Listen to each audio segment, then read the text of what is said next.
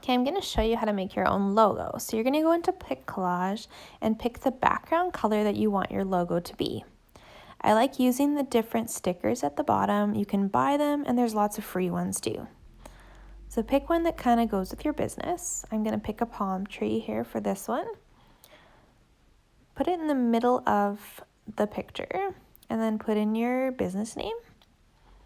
You can choose different fonts to kind of move stuff around, but you want it to all be right in the center of the square fit picture.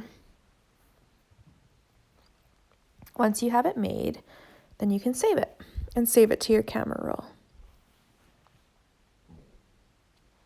Now I'm going to show you how to take a picture and put that on there. So I'm just going to grab a selfie that I took of myself today and blow it up. And then I'm going into my photos again and grabbing that photo I just made, but I'm going to cut it out into a circle. This way, once I have it cut out, I can move it around and put it on my photo. And that's it.